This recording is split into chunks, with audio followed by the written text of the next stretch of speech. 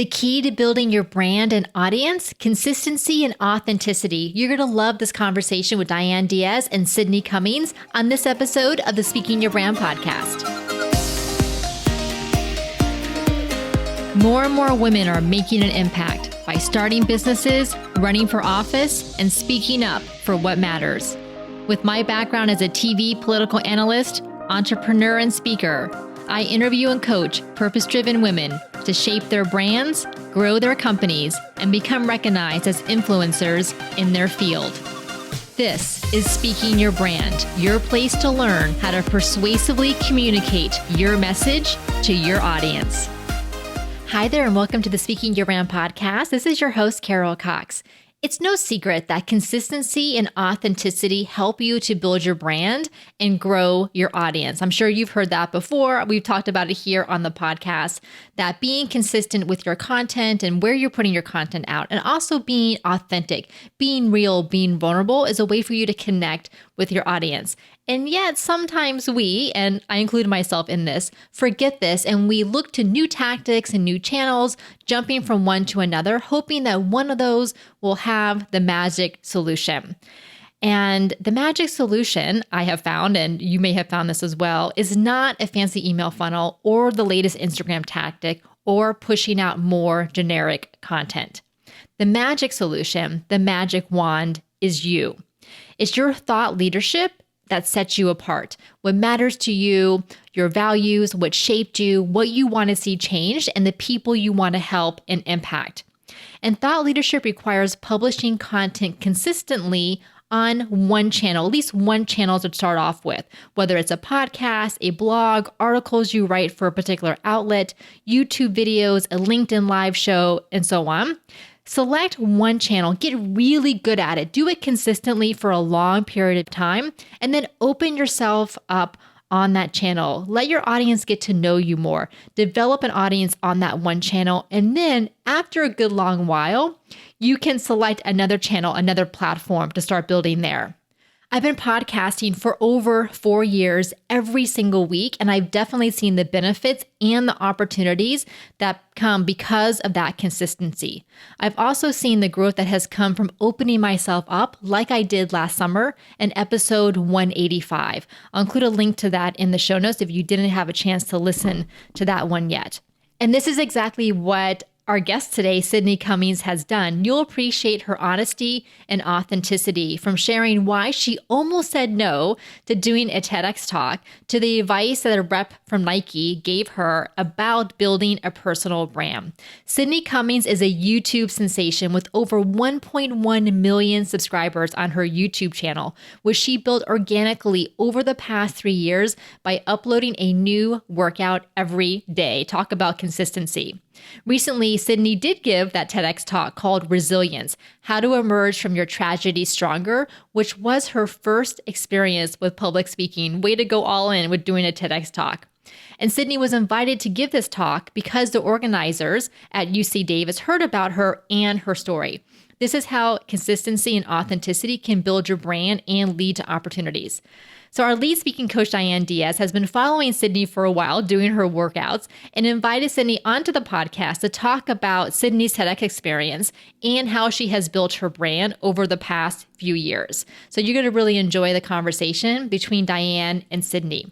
I also wanted to let you know that, speaking of growing to more channels, we have started a LinkedIn live show called Backstage with Speaking Your Brand. The first episode aired yesterday. So this episode that you're listening to today comes out on Tuesday, May 25th. And our first LinkedIn live show aired live yesterday, Monday, May 24th. And you can still catch the replay of that. It's on LinkedIn. I'll include a link in the show notes. And you want to make sure to connect with me, connect with Diane on LinkedIn so that you can watch future shows live and ask us questions while you do so. We're excited about reaching new people on LinkedIn and about growing our audience there while still continuing to do the podcast here as well. So with the LinkedIn Live show, we're calling it Backstage with Speaking Your Brand because it's a way for you to get a behind the scenes look of what we're doing ourselves with our speaking, putting ourselves out there for speaking, speaking proposals, pitching to speak, how we get speaking opportunities, as well as behind the scenes of the marketing, the content creation that we do, and about our programs. So again, you can get all of the links that I mentioned, as well as the links that Diane and Sydney talk about in the show notes. The best place to get them is on the website. So go to speakingyourbrand.com/226. That's the episode number. So speakingyourbrand.com/226 to get all the links. Now let's get on with the show. Welcome to the Speaking Your Brand podcast, Sydney. Hi, thank you so much for having me. Oh my gosh, I'm so excited to talk to you, and I'm excited to share you with our listeners at Speaking Your Brand. We have a lot of people who are obviously speakers, but also, people looking to do speaking. So I really wanted to dive into the TEDx talk that you did recently. But before we get started on that, why don't you tell our audience a little bit about who you are and what you do in your business? I am a certified personal trainer through NASM, and I do pretty much what I'm known for at this point is the daily upload workout on YouTube. I have a YouTube channel with just over 1.1 million subscribers that we've grown over the past 3 years completely organically, just posting a brand new workout every day for people of all fitness levels. That has, of course, branched out into meeting the demands of the clients in the way of a community membership to help with accountability and nutrition called the Sydney Squad, and then also into merchandise and other products that we're developing under our company, Royal Change. So I guess I'm founder of Royal Change, lead trainer of Royal Change, and you can find me on YouTube for a daily workout every day for completely free. And yes, that's a great point because that's how I found you. So I just want to give our audience and our listeners a little bit of an idea of kind of what our connection is and how I came to know of you. I had been working out in gyms for a very long time and doing triathlons and all that. And then when I stopped kind of doing triathlons and I decided, I'm not really crazy about gyms, I like to work out alone because I feel more motivated. Most people don't, but I do. So I just started looking up all these workouts online and I ran across yours and started doing them. And I think because of your athletic background, that you were in athletics, that's what appealed to me because I did athletics and wanted sort of more of a push. So I started doing your workouts and loved them. So that is kind of how I found you. And then over time, I think I reached out to you and your fiance Dustin to come and speak to the students at the university where I teach. So you all were kind enough to do a virtual session talking about how you built your company online and through YouTube and Instagram and all of that. And then recently, I saw that you had posted that you were going to be doing a TEDx talk. So of course I was like, oh, yeah. Oh, interesting. Yes, I must check this out. So I immediately got my ticket. Ordinarily I try not to work much on the weekends, but I said, I'm going to set aside some time and I'm going to watch this. So I was able to jump on and watch you deliver that. And then you also did a Q&A afterwards. So I watched that. And so then I thought, oh my gosh, we have to have Sydney on to talk about that because public speaking can be nerve-wracking, but TEDx talks particularly so because they're short and you got to get a lot in there and you got to be motivating and all of that. So I thought, well, what better way to sort of explain to the audience what the ins and outs of that are than to have someone on who did it. So that is how I reached out to you and said, please come talk to our audience about this. So thank you so much for being willing to do that. Of course. There is a lot more than I anticipated. And like I was telling you earlier, that was my first experience public speaking. So I was very close actually to turning it down. I don't know if I told you that, but I would thought this could actually ruin me if I just really mess this up and I embarrass myself and I freeze. And, I was like, I don't think I'm ready for this really. I at least need a couple little things under my belt before I go into TEDx. And then, about 5 seconds later, I was like, the worst thing that could happen is I freeze up and just start talking ad lib and just keep going. So, I thought this could also, it could be a failure. Everything could be a failure, but it could also be a complete success. And it could also challenge me to level up something that I'm not good at. And I dove into all these random seminars online, reading about how to public speak, practicing my mouth off. I mean, I was just nonstop trying to formulate the flow. So I learned a lot, and I'm happy to talk with you about it today. That is so great. I did not know that you almost turned it down, and I'm glad to hear that you didn't, obviously. Yes. Yeah. I'm glad you mentioned that, though, because I think our audience, our listeners, speakers, almost all of us have had that feeling. We get this big opportunity, but we don't think we're ready. And so the natural inclination is to say no, Right. when really I think your approach, I hope more people take that approach of, you know what, let me put myself out there. Hmm. And if I don't do great, it's a learning experience, right? And Right.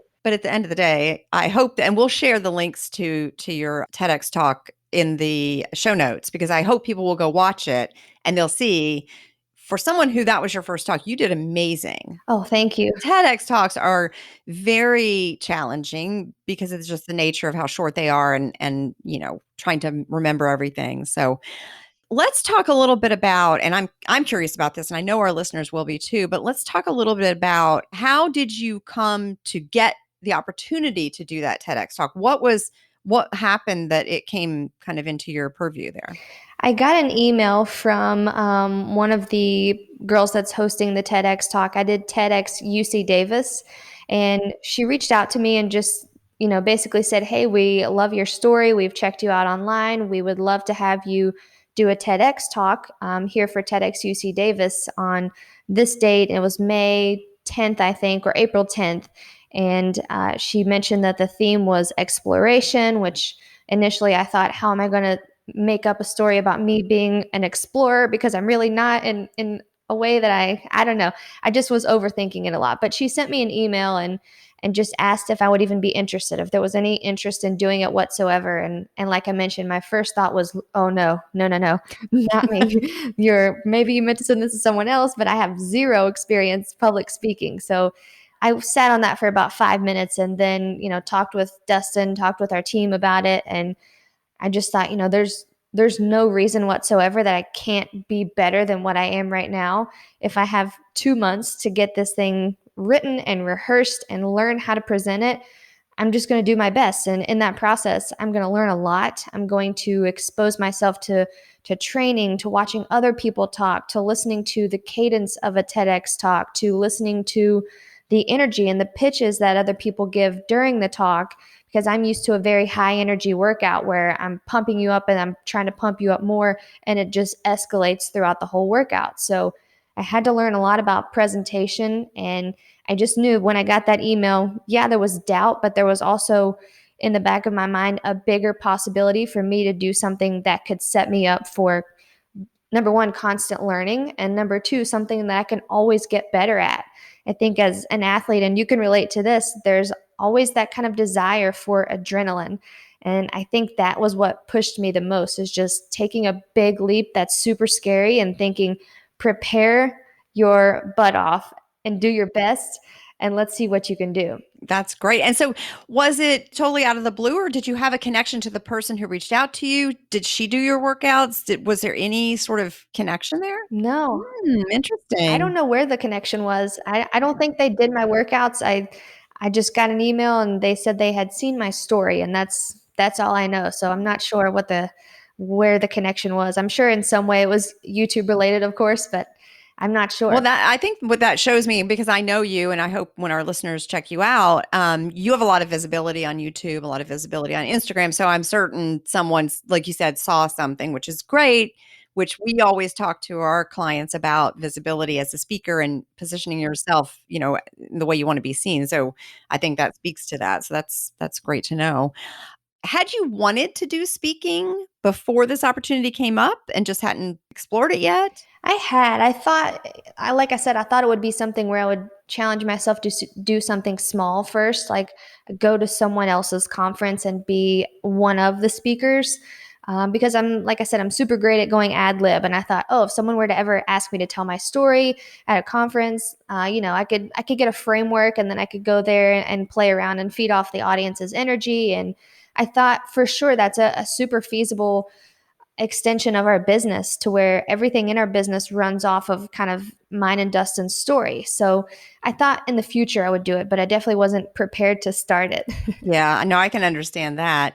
So once you said yes to it, and then now okay, I'm doing a TEDx talk, and they had a theme, overall theme, which you said was exploration. Right. How did you come up with the specific topic and thread for your talk? And again, we'll share the link to it, because I want everybody to kind of watch it and kind of know what we're referring to here. But how did you come up with the topic and then connect it to that overall theme of exploration?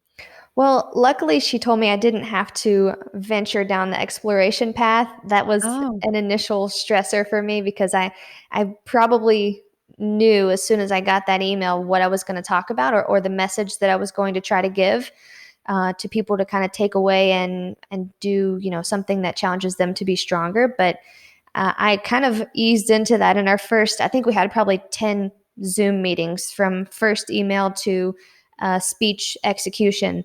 And I think the second or so email, I was just voicing to her, I'm having a lot of trouble figuring out how to fit this message of resilience through tragedy into exploration. And maybe you want me to go more around the story that it built into my business. Maybe I can do that. I just had a lot of trouble, and I voiced that to her, and she just said it's not crucial that you use exploration, but just if someone were to ask you today, right now, to talk about something, anything, what do you consider yourself an experienced expert in? And not that you have to have a certification for this, but what could you talk about for 15 minutes without being prepared? And that's when I knew I could use my story of overcoming the tragedies that I have and how I've mentally kind of flipped the way that I approach life moving forward. So I was lucky enough to not have to tunnel it into something. And I just started writing. I wasted probably a whole notebook of what do I want to say? What on this specific topic, what would I say about all of this? And what would I say about all of this? And Dustin encouraged me to just sit down, put noise canceling headphones on, and just write, and don't have an agenda. Just write what comes to your mind, just brain dump. And I did that, came up with way, way, way too much information and tried to then format that into kind of blocks for my story, which I did so many seminars. I think they all were different for public speaking. So the general gist that I got was you have to have a framework and you have to show up and give value. And you want to come in with an impact intro. You want to get people's attention and then explain why they have your attention, and then leave them with something that they can take away and say, got it. I remember this part, this one sentence in her speech. I've got that. I can take this away and I can move forward using that little piece. So I tried to keep referring back to the intro and, lots of reformatting throughout this whole journey, but it started with a big brain dump and then listening and watching how to maybe format that in a way that gets attention, tells a story, tells why people are giving you their attention, and then gives them something to leave with. So I just kind of resorted to that basic framework and cut down a lot of details, cut out extra fluff that I know I say all the time, but aren't necessarily crucial to understand the message for what the speech is intending to do for people. And I think I still went about 2 minutes over in what they gave us for 8 to 12 minutes. I think I was around 14. But, when you're speaking live, it comes out slower. You have more unintentional pauses. You have more, oh, where was I? Those little moments. So it just, I think it came so much better the more I practiced it and the more I laid it out to keep that the forefront of what I was doing is just get their attention, tell them why you have their attention, and then leave them with something that they can take away. That's exactly how it feels when you're watching it. And I'm glad you mentioned frameworks, because we encourage our clients to use a framework because it does help to kind of guide the message that you're sharing, and it keeps it focused, and it keeps the kind of the through line of what you're talking about connected to all the points you're making, which you did nicely throughout your talk. So well done on that. Thank you. um, Thank you. Now, I know you said you had about 2 months from the time they invited you till you actually had to deliver it. But once you started actually working on your talk, what was the time frame of actually getting to the point where you felt comfortable that you had something you were ready to deliver? We had to have, I think about a month after they reached out to us, we had to have an initial first draft ready, just typed up. Didn't have to, have recorded it yet, but we had to have a first draft typed up into what we believed would fit into that time frame if we were to say it naturally. And then about a week later, they came back with feedback. And as I mentioned, my feedback was cut some of this out. You have gotten the point across to the point where this extra isn't totally going to make or break your story. And it was just details, just things that I use to tell the story, to paint a picture a little bit more visually. Because I love storytelling, I'm a big fan of just knowing why people should be interested in what you're saying.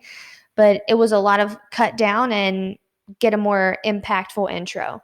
And, I went as impactful as I could for my intro, talking about, immediately, here's a life threatening situation. Put yourself there. How would you feel? And then I went into my story. But after we got that first draft feedback back, we had about a month until our final recording had to be submitted. So after that, I felt pretty confident when I got the feedback that I could give me a week or two, and I can definitely just sit on how to get people's attention and how to cut some of this out. I practiced, and then the more I practiced, also, the more I wanted to make sure that it felt natural saying it.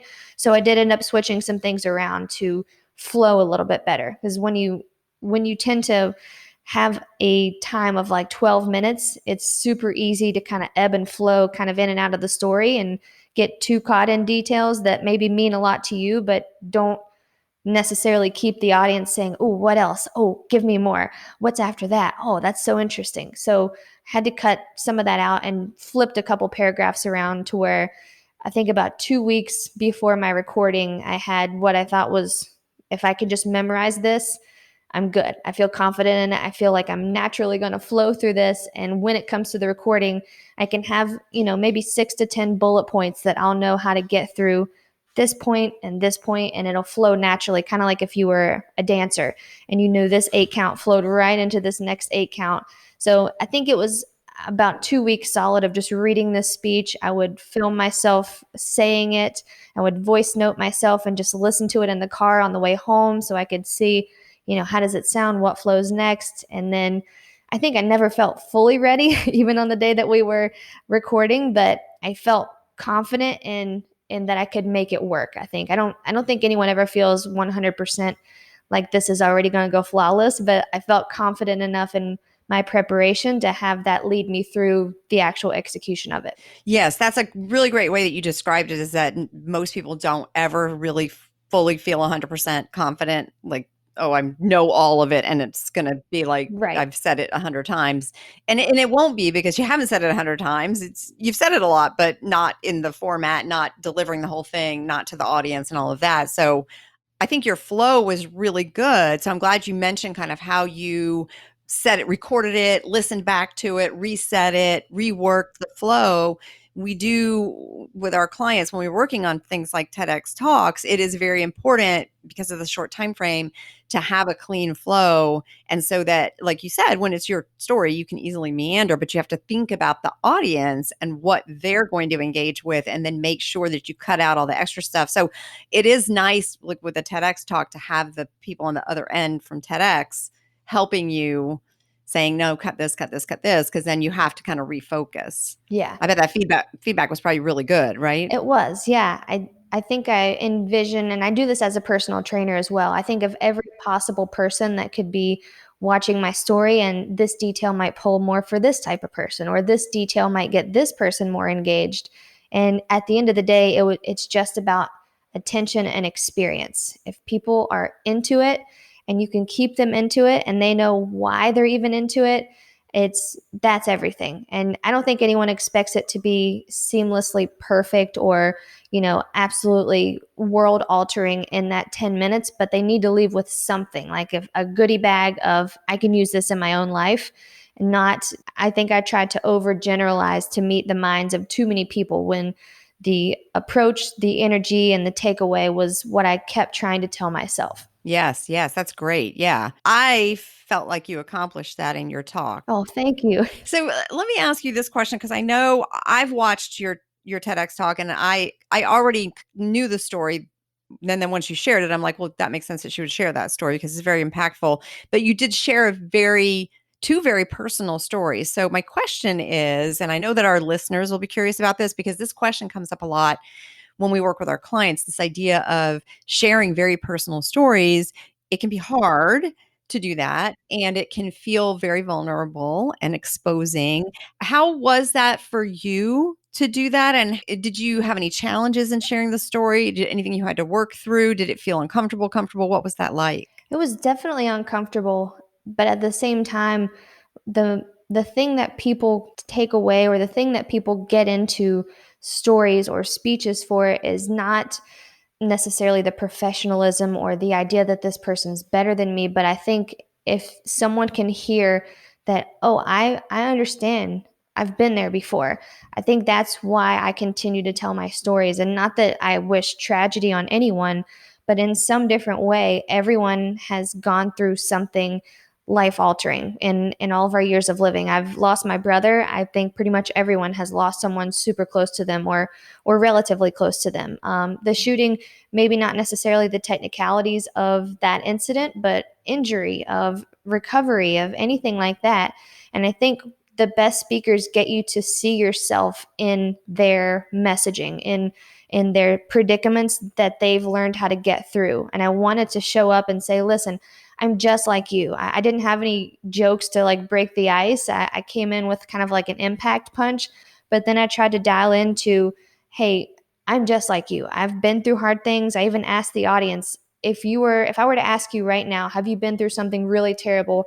I bet that you could say yes. And that's my approach, was relatability. People don't need to see someone that thinks they're better than them, in my opinion. That's not necessarily what I resonate with, but they want to get something to where they feel understood, and they feel like you have similar things in common. You have similar experiences. And I think opening up the vulnerability of, here's what I've been through, allows those walls between you and the speaker, or you and the audience, to break down, and they feel more intimate with you. They feel more like they've connected with you as a person.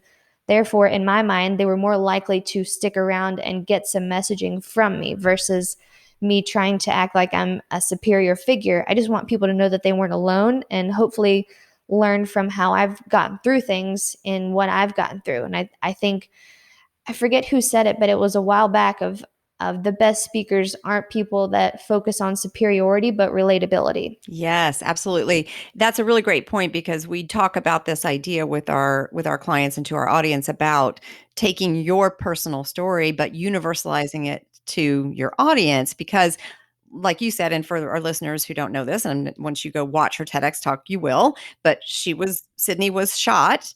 So most of us haven't been shot, but we don't have to relate to the shooting. We're relating in your talk to all the other things and how you overcame that, and how you turned that into I think you said turned it into your purpose or your passion, right? And so, um, I think most of us have something where we can draw that similarity, right? And learn from that, from what you're sharing about your shooting. So that's a really great point, is that idea of universalizing it to the audience. Yeah, I think there's the human experience is pretty generally the same. There's struggle, there's overcoming tragedy, there's resilience, and there's support. And I think the biggest part of, even with losing my brother, I think in my speech, that was the hardest part for me to get through, and just try not to cry.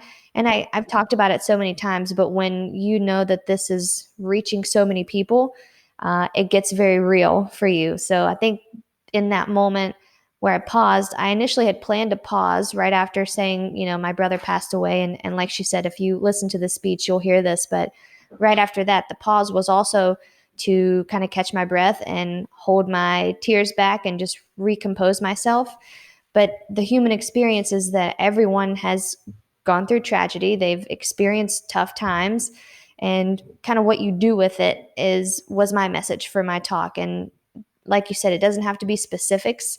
It doesn't have to be, we have the same injury or we've both lost our younger brothers. But if you've gone through something tough, people want to hear that you did as well. As a speaker, if someone's listening to you, they want to hear that they can relate to you, not have someone say, yeah, easy for you to say. Like if I were to tell you all kinds of things about resilience, but I didn't tell you that I had been through a lot of terrible times, how many people do you think would say, easy for you to say? I want people to know that they're not alone, and there's proof in that.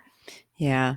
It's funny, because the first time I watched the TED Talk, I didn't notice the pause there, but when I rewatched it today before we started recording, I did notice it. And I was like, oh, I didn't even pick up on that last time. A lot of our clients will say when they're telling these very personal stories, but I'm trying to stop myself from crying. And I always say it's okay because I think the audience wants to see that vulnerability. That is what connects you. Yes, absolutely. There's not so much separation when people can see you being a human just like them. Absolutely. Did you when I watched it, I wasn't sure, but you did the TEDx talk and then you had a live Q&A after. So was the TEDx talk recorded and then the Q&A after was live? Right. Yeah, we recorded it 2 weeks before the live, and we had 2 camera angles just to try and, play up the production value of a 12-minute talk. I'm sure people didn't want to just look straight into my eyes for 12 minutes, so we had 2 different camera angles and just to, enhance the production and hopefully bring our best to, the TEDx platform. But we submitted that and they needed time to put the closed captioning on it. We actually had a fellow TEDx speaker who was deaf, and there was an interpreter there the whole time, but also, different languages. I'm sure they interpreted it for all different languages, but they had to have time for all 8 of us to have our speeches closed captioned. So we submitted it 2 weeks early, and then we had several practice runs through their platform of, hey, show up and we're going to go through the rundown of, here's Sydney Cummings, air the speech. Then you click your camera on, then you turn your audio on, and then we start the Q&A with people who purchased a ticket. So we had a lot of run through practice rounds with everyone individually, just to make sure we knew how to get in and not have it stall or, be like, Sydney, are you there?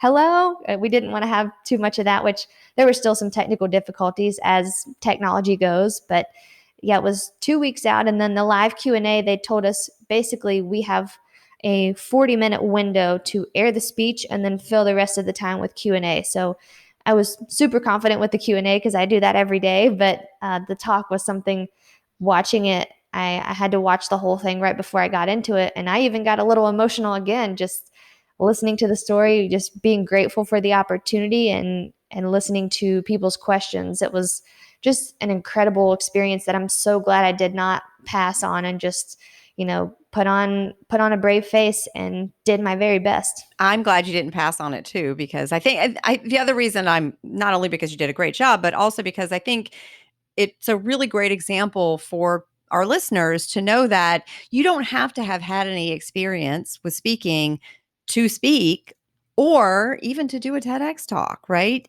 It's really just a story, an idea for a story, the willingness to put yourself out there and be vulnerable. That's what you need. And you're a great example of that. So I hope that our listeners, as they're listening to this and then they go watch your talk, they'll know they too can do a TEDx talk because it's a really great opportunity for visibility. So my next question is about the visibility. TEDx is a very large platform and it's a really great visibility. So how did you leverage this opportunity both before and after you delivered the talk? What have you, I know what you did because I follow you, but share with our audience and our listeners kind of how you leveraged the visibility that was going to happen as a result of this. Yeah, visibility, I think, is the premise of our whole business. It is just being available to people as your genuine self, I think, is my best definition of visibility. And for me, that paid off in an extremely big way with having people see my authentic self and see my constant presence as someone who's giving, someone who represents a message, and someone who's constant. In that way, they saw something in me that they thought people would resonate with. And I don't think they necessarily wanted me to teach anything. I think they just wanted people to be able to resonate with someone who's gone through something and showed there's a positive outcome to be had if you're in the midst of something terrible or struggling to get a positive out of it. So the visibility of just being out there as my true authentic self, and I guess my authentic self is kind of the brand's identity of just making changes that you need to feel like royalty, whether that is in person, in tragedy, in relationships, in health and wellness. So I think the visibility component is very crucial, most important in just the authenticity. You can be visible and you can be super drastically inconsistent and not the same, and be trying too hard and be someone who you're really not. And then no one really knows who you are, and no one really knows what you stand for. And I have a very hard time not being too real sometimes. I feel like there's nothing better than relating to someone and being like, me too. I feel you, me too. So I think the visibility component is great if you are your true self, and if you don't try to be someone you're not, if you don't show up, inconsistently and then get confused about why no one's joining in or getting value out of you. One of our biggest assets to our growth on our YouTube channel is the consistency, and something we learned very early on from not being consistent, and no one knew when to show up. No one knew when we would provide value to them. So they just went to find someone else who they knew when to expect value from that person. So consistency in your presence is everything, and being real so people can relate to you, for me, has been everything as well. Yeah, and I think those are great points. And I think that consistency also showed up in how you, because I follow you, I know you promoted that, hey, I've got this TEDx talk coming up. You promoted that on your Instagram feed. And then afterwards, I believe, if I'm not mistaken, you also shared about it on your Instagram that you had done it, and like, hey, go watch this because now I've done it. And then I went to your website. I noticed you also included it on your website. What's your interest in doing speaking engagements in the future? Do you have anything coming up? Has it whetted your appetite and now you're thinking, I might want to do more of this? Definitely. I always knew I would kind of get into it in some way, but never expected it to be this sudden. But it does have me thinking about, even just talking to you and through all of the seminars that I watched, the speakers that I watched, all of the knowledge that I basically kind of put myself through, like a speaking training, like a preseason training. It got me thinking about how I can appreciate what I did and learn from it, but also, keep growing in the skill of presentation, of cadence, of energy. I feel like I personally am a lot more high energy than I did in my talk. So, making it personal, having different avenues or venues to kind of present that different type of energy. I think it'll all be really interesting, but I definitely have an appetite for speaking, just based off of, like you said, the visibility. So many people resonated with the message. And that was the most important thing to me. Not that, I was recognized personally, but that so many people felt understood and hopeful after the message, instead of just, listening to someone talk about something they couldn't relate to. A lot of people sent me messages saying, I appreciate you showing that there is a potential for growth after tough times, because I am insert tough time. I'm going through this thing. I'm going through this thing. So the message getting out there was the most important thing to me. And going back to what you said about the Instagram and posting the whole kind of like, I just got offered to do the talk and here's what it was. And I think that visibility helped me get people to the talk as well. Everyone loves a story. Everyone loves to follow along with something where they think, okay, this is interesting. I want to see what's next. Kind of like why we all watch our favorite sitcoms week after week. We just want to see what's next. So knowing that people love relating to a story, I have always been super vulnerable, and I put oh my gosh, I just got asked to do a TED Talk on Instagram. I would update people when I was practicing. I would update them, final draft is due today and recording today. And then I came on right after I recorded and put together kind of like a little montage of the whole experience that I uploaded afterwards. And that also kept people interested. So just telling your story, showing your evolution of, doing great, working on it, failing, trying harder, trying again. Here it is. This was the wrap up. People love a story, if anything. So the visibility of getting people to be interested in your message, I think, helped me as well, because I knew people were kind of waiting on the message that I was about to bring. So I can't wait to, in my future, reach out and start, talking to people about the potential of speaking publicly in whatever regard that might be. Yes, you absolutely should. And you made a really great point, because when you, especially for TEDx or any speaking at a conference or anywhere, to some degree, they expect you to promote this to help get people to come to it. right? And Mhm. you did a really great job. And I know I had logged in before your talk. So I was in the platform before you came on, and I kind of had it off to the side while I was doing some work. And so there were a couple of speakers happening before you as the organizers were sort of keeping people engaged between speakers. They were asking them, who are you here to see? Literally every person was saying, we're here to see Sydney. I was like, Ah, wow, these other speakers are probably like, what I about know. me? And I'm there laughing because I'm like, of course, we're all here to see you. And my point is really that it's really important as the speaker. So to our audience, to our people listening, it's important as a speaker to make sure you promote the event to your audience, because the organizers want everybody to help get people to come to it, right? And so, like you said, you used your sort of natural personality and the way you do things to show the behind the scenes of you working on it and how it's going and get people pumped up about it in your audience. Yeah, Then they were super excited about coming to it. So they were. Yeah. I learned a lesson probably 6 years ago about appearing authentic versus appearing branded. I'll make this really short because I know I ramble a lot, but Dustin actually was doing a photo shoot for Nike Golf specifically, and he was showing them, here's Sydney's Instagram, and they were saying, who is Royal Change? We don't see any personality, and people are a lot less likely to engage with a brand account than someone that they can look at and engage with a person. So that helped me a lot. Not everyone wants to see like a curated graphic on your stories all the time. Yeah, every now and then, of course, but what does that graphic mean to you? Even something as simple as like me taking a pen to paper and just holding the phone over it while I'm doing it, writing notes, it's the realism of you yourself doing something that people are excited about or interested in. So the idea that being authentic is sometimes, maybe even always, more important than being branded, packaged and perfect and delivered as something that looks very corporate. People relate a lot more to me than to just like a graphic about something that's going on in the business. So even if you think no one's going to care about this, they do. If it's you being yourself, people are going to care about it. that is such a great point. You're giving two for the price of one here during our interview, because this is actually something that we talk about a lot. And I'm also a personal brand strategist, and I'm working on some content around that.